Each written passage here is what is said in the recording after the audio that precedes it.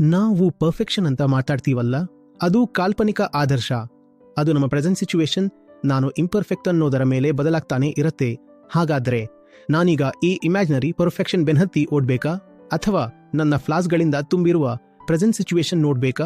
ನಮ್ಮಲ್ಲಿರುವ ಅಪೂರ್ಣತೆಯಿಂದ ದೂರ ಓಡೋಕೆ ನಾವು ಆ ಆದರ್ಶವನ್ನ ಕಲ್ಪನೆ ಮಾಡ್ತೀವಿ. ಒಂದು ಕ್ಷಣ ಯೋಚಿಸಿ, ನಾವು ಈ ಕ್ಷಣ ಸಂಪೂರ್ಣ ತೃಪ್ತರಾಗಿದ್ರೆ, ಖುಷಿಯಾಗಿದ್ರೆ, ಈ ಪರ್ಫೆಕ್ಷನ್ ಬಗ್ಗೆ ತಲೆ ಕೆಡಿಸಿಕೊಳ್ಳುತ್ತಿದ್ವಾ? ಸಮಸ್ಯೆ ಇರೋದೇ ಇಲ್ಲಿ, ನಾವು ನಮ್ಮ ಈಗಿನ ಜೀವನದಿಂದ ತೃಪ್ತರಾಗಿಲ್ಲ. ಮತ್ತೆ ಈ ಅತೃಪ್ತಿ ಇದೆಯಲ್ಲ, ಇಡೀ ನಮಗೆ ಮುಂದೆ ಸಾಗೋಕೆ ಸ್ಫೂರ್ತಿ ಆಗತ್ತೆ. ಅದಕ್ಕಾಗಿಯೇ ನಮ್ಮ ರೆಫರೆನ್ಸ್ ಪಾಯಿಂಟ್ ಯಾವಾಗಲೂ ದೂರದ ಪರ್ಫೆಕ್ಷನ್ ಅಲ್ಲ, ನಮ್ಮ ಈಗಿನ ವಾಸ್ತವ ಸ್ಥಿತಿ ಆಗಿರಬೇಕು. ಯಾಕಂದ್ರೆ ನಾವು ಪರ್ಫೆಕ್ಷನ್ ಅಂತ ಏನು ಕರೀತೀವೋ ಅದು ನಿಜಕ್ಕೂ ಒಂದು ದೊಡ್ಡ ಗೊಂದಲ. ಅದು ನಮ್ಮದೇ ಕಲ್ಪನೆಯಿಂದ ಹುಟ್ಟಿದ್ದು, ಮತ್ತು ಆ ಕಲ್ಪನೆಯು ನಮ್ಮ ಈಗಿನ ಅಪೂರ್ಣತೆಯಿಂದಲೇ ಬಂದಿದೆ.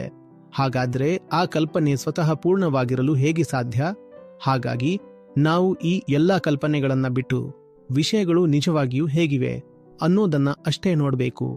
ಮತ್ತೆ ನಾವು ಅವುಗಳನ್ನ ಪ್ರಾಮಾಣಿಕವಾಗಿ ನೋಡಿದಾಗ ನಾವೇ ತಕ್ಷಣ ಹೇಳ್ತೀವಿ, ಇಲ್ಲ, ಇದು ಹೀಗೆ ಇರಬಾರ್ದು ಅಂತ. ಇದು ಹೀಗೇನೆ ಇರಲಿ ಅಂತ ಹೇಳೋಕೆ ಸಾಧ್ಯನೇ ಇಲ್ಲ. ಯಾವುದೇ ವಿಷಯವನ್ನ ಪ್ರಾಮಾಣಿಕವಾಗಿ ನೋಡಿ, ನಿಮ್ಮ ಜೀವನ, ಆಲೋಚನೆ, ಸಂಬಂಧ ಯಾವುದನ್ನೇ ಆಗಲಿ ಪ್ರಾಮಾಣಿಕವಾಗಿ ನೋಡಿದ್ರೆ ಹುಟ್ಟುವಂಥ ಶಕ್ತಿನೇ ಪರಿವರ್ತನೆಯ ಶಕ್ತಿ. ನಿಮ್ಮ ಈಗಿನ ಸ್ಥಿತಿಯನ್ನ ಕಂಟಿನ್ಯೂಯಸ್ಲಿ ಇಂಪ್ರೂವ್ ಮಾಡ್ತಾ ಇರಿ. ಇದೇ ನಿಮ್ಮ ಸುಧಾರಣೆಯ ಕೇಂದ್ರ ಆಗಿರಬೇಕು.